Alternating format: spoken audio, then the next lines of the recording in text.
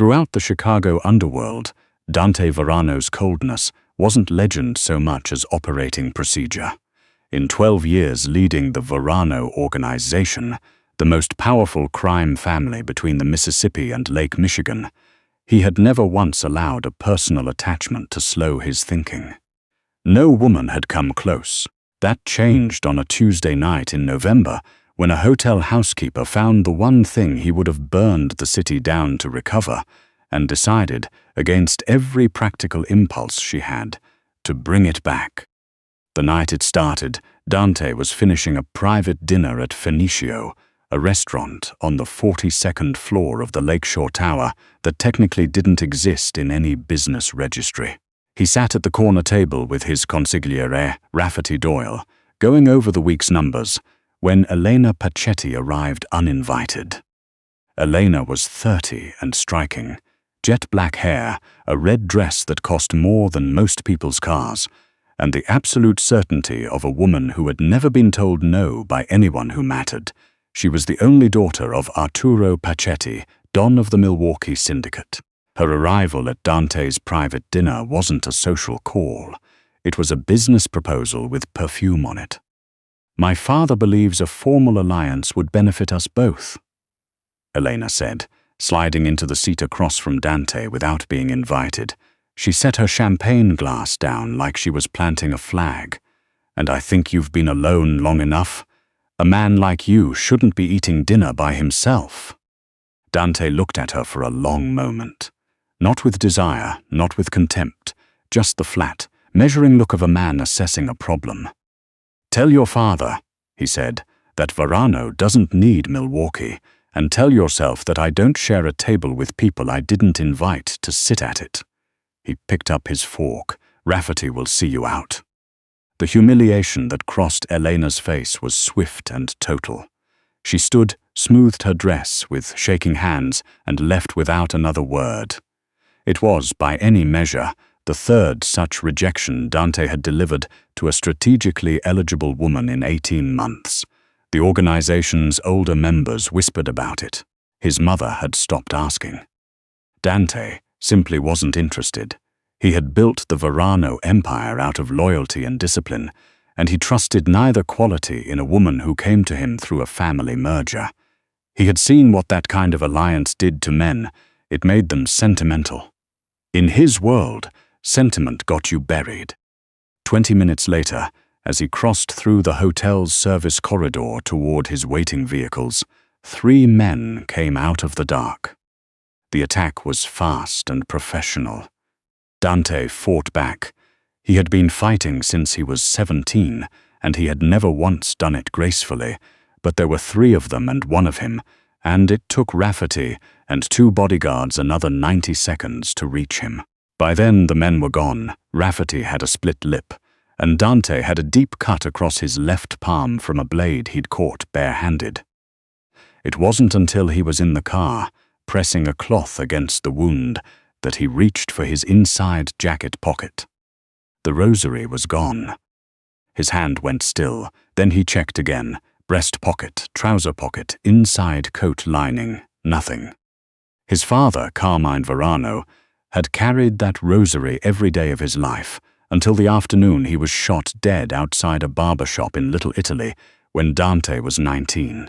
Black onyx beads, a gold crucifix no bigger than a thumb, and on the back of that crucifix, etched in script so fine you needed light to read it, CV, for his sons. It was the only thing of his father's that hadn't been sold, seized, or lost in the years since. "Turn around," Dante said quietly.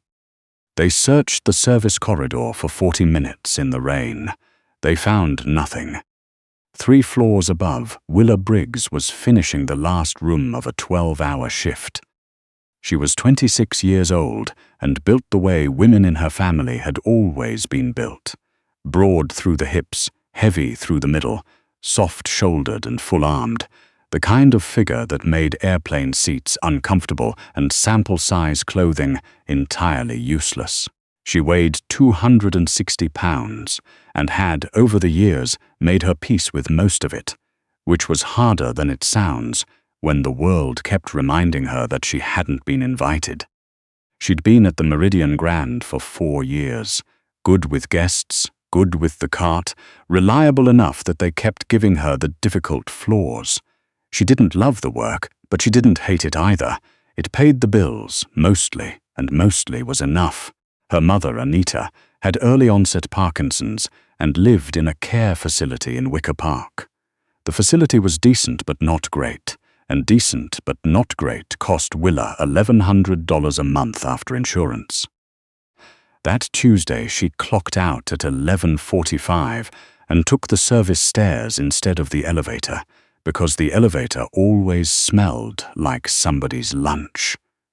She was on the third-floor landing when her foot caught on something, and she stumbled into the wall, catching herself on the railing. She looked down.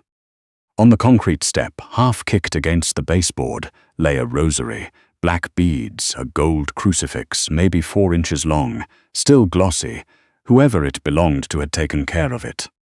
Willa picked it up, turned it over, on the back of the crucifix in handwriting too small for the dim stairwell, CV for his sons. She closed her fingers around it. It was heavy for something so small. She thought about what it was worth.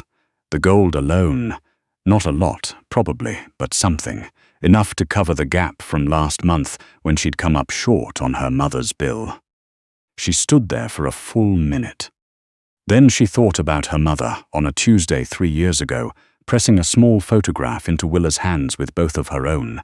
A photo of Willa's father at 22, before he got sick, and saying, "Keep it, even if you need money. Keep it." That photograph still lived in Willa's wallet, behind her library card. She thought, CV for his sons. Someone's father gave this to someone. She put the rosary in the zip pocket inside her purse, separate from her phone and her keys so nothing could scratch it, and she went home. She didn't sleep well. In the morning she Googled the hotel's ownership and found a management LLC. The LLC traced through 2 holding companies to a commercial real estate group called Varano Properties. It took her another 20 minutes to find that Varano Properties was a subsidiary of Varano Enterprises, headquartered in the Wacker Tower, 47th floor. She called in late to work, put on the dress she kept for job interviews, a dark blue wrap, the only dress she owned that made her feel like she could walk into a building and not be immediately redirected, and took the blue line downtown. The lobby of the Wacker Tower was all white marble and intimidating silence. Men in expensive suits moved through it like they owned the air. Willa walked to the security desk and asked to speak with whoever ran Varano Enterprises. The guard, large, unsmiling, earpiece in, looked her over once. "Do you have an appointment?" "No. Mr. Varano doesn't take walk-ins. I have something that belongs to him. You can leave it at the desk. I'd rather give it to him directly." The guard's expression shifted from disinterested to impatient. "Ma'am." "I'll wait," Willa said, and sat down in one of the lobby chairs. She waited 47 minutes. The guard told her twice more that she needed to leave. She told him twice more that she was fine where she was. She wasn't being dramatic about it. She just wasn't leaving. She had taken 2 trains to get here, and she wasn't dropping a stranger's rosary on a security desk to be logged as lost property. The elevator opened. The man who stepped out didn't look like a businessman. He looked like a businessman the way a storm looks like weather. Technically accurate, deeply insufficient.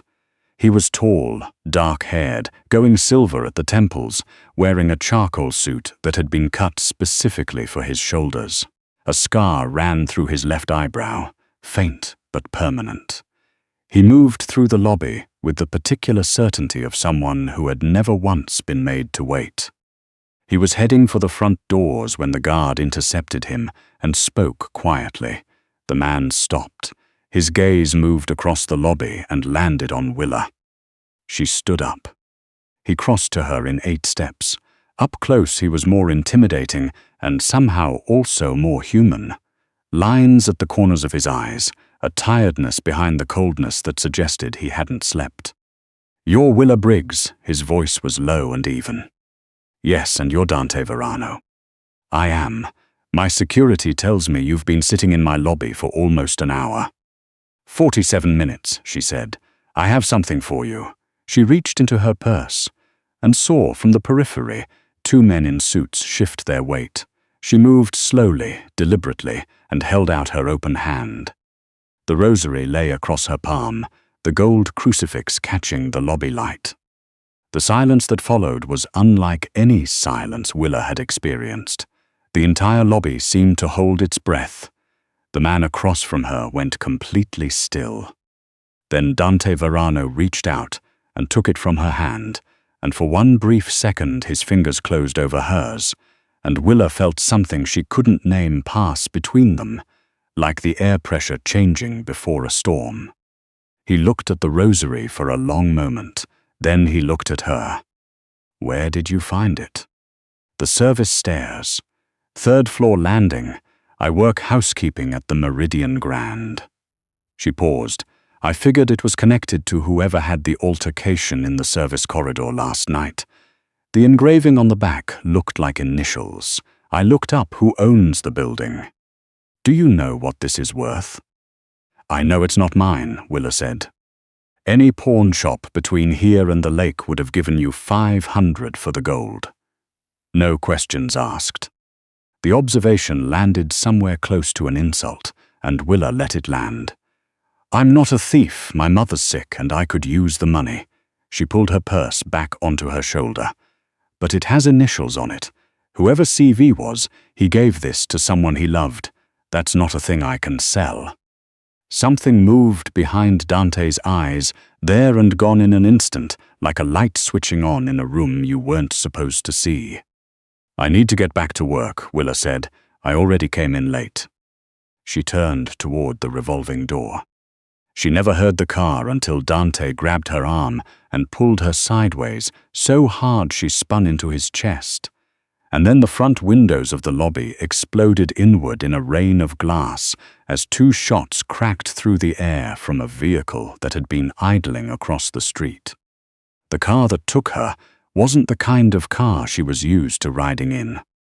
It was a black SUV with windows so dark they were practically walls, and it moved through the city with 3 other vehicles around it like a military convoy.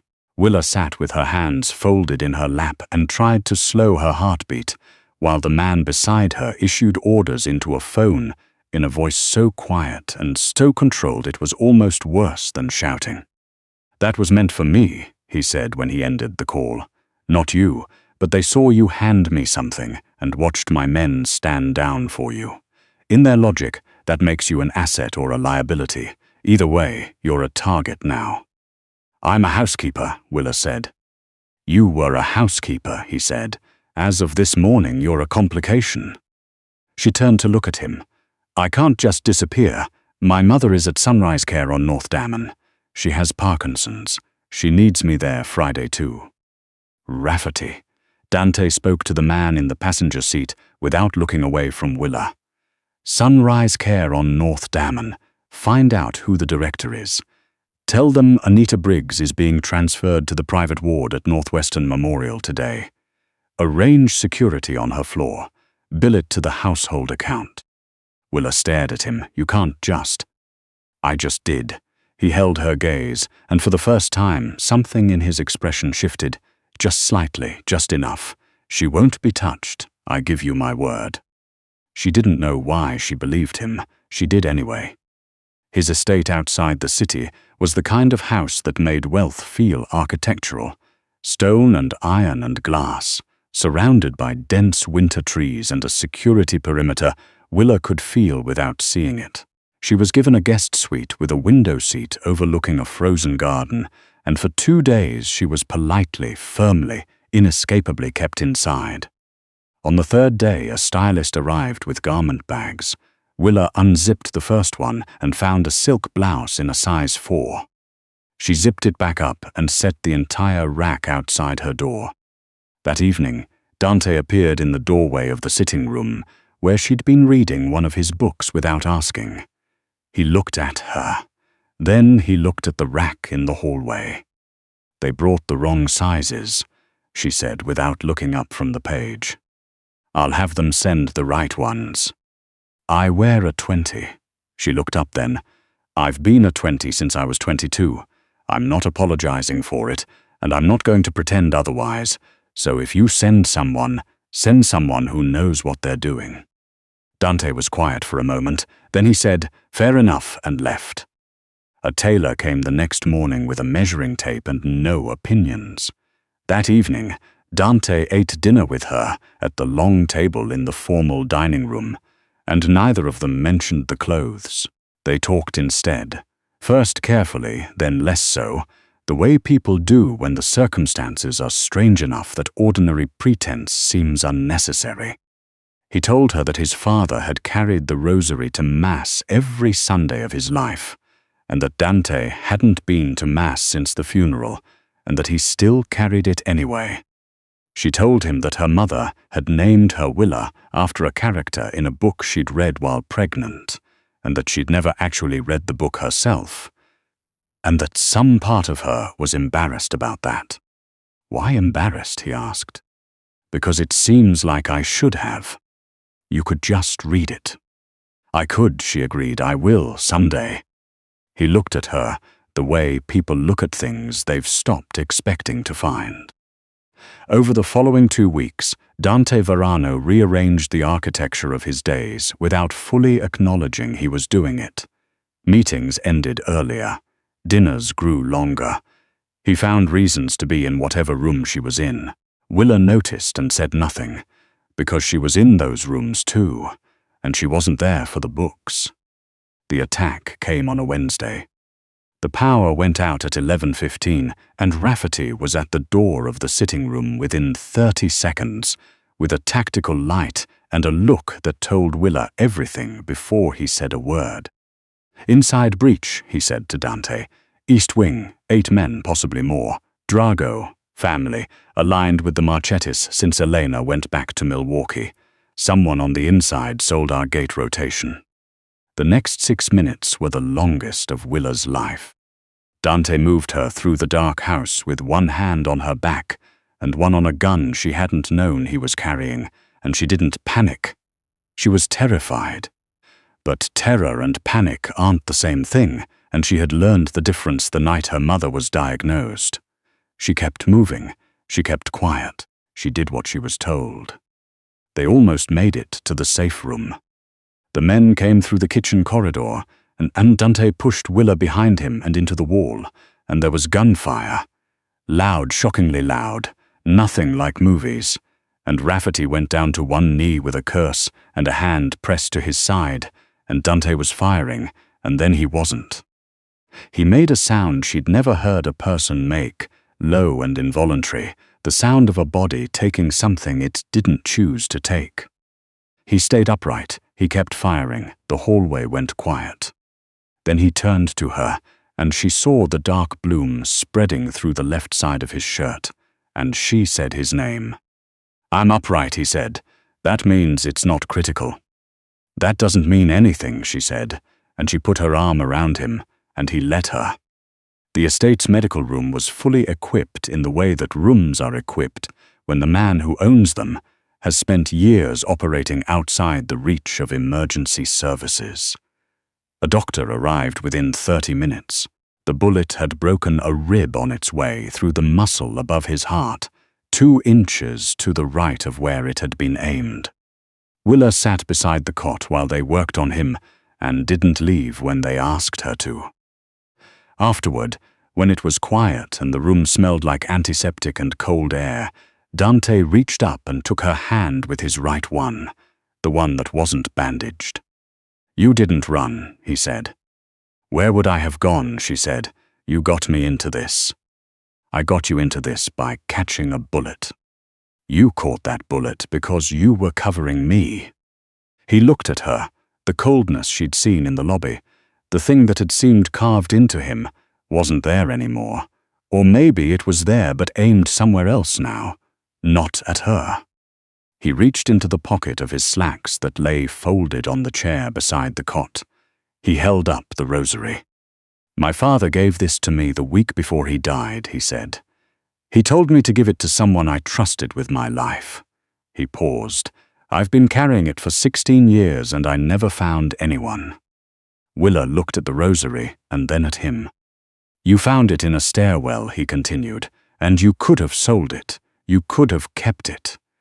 Instead, you took 2 trains across the city and sat in my lobby for 47 minutes to put it back in my hands. And then you just sat here tonight while they dug a bullet out of my chest." His voice was steady, but his eyes were something else entirely. "That's not a person I'm willing to let walk away." "Dante, let me finish." He pressed the rosary into her palm and folded her fingers around it. "Keep it. I want you to keep it, and I want you to stay." She looked down at her hand, at the black beads and the gold crucifix and the inscription she'd read by stairwell light 5 weeks ago and hadn't been able to stop thinking about since. "I'm a housekeeper from Pilsen," she said quietly. "I take the blue line. I wear a size 20. I'm nobody in your world." "You're everybody in my world," he said. "You've been everybody in my world since the morning you walked into my lobby and refused to leave." He looked at her steadily. "Stay, please." It was the please that got her. Not the rosary, not the way he was looking at her, not the 4 weeks of dinners and books and conversations that had quietly rewired something in her chest. The please. Because she understood, in the way you understand things that live below the level of words, that Dante Varano was not a man who said please. Not to anyone. "Okay," she said, "I'll stay." He closed his eyes for the first time all night. 11 months later, the Varano Foundation held its annual winter gala at the Chicago Cultural Center. 800 people, most of them powerful and all of them well-dressed, moved through the Grand Army Hall under vaulted ceilings and crystal chandeliers. Dante Varano stood at the center of it all in a black tuxedo, and no one in the room mistook the fact that his attention was elsewhere. It was elsewhere in the direction of the woman beside him, Willa Briggs, in a floor-length gown the color of deep garnet, cut by a designer who had taken one look at her figure and said, with genuine feeling, that she was exactly the kind of woman he'd gone into this business to dress. Her dark hair was pinned up. She was laughing at something a city alderman had just said, and the laugh was real, the kind you can't manufacture. Around her neck, on a fine gold chain, hung a small gold crucifix, black onyx beads wound once around her wrist. Some people in the room knew what it was. Those people understood something the rest didn't, that the coldest don in the Chicago organization was standing at a gala smiling, genuinely smiling, at a woman who had found him by accident and chosen him on purpose. And that the rosary, the one thing he'd protected above everything else for 16 years, was resting against her collarbone like it had always been meant to end up there. Maybe it had.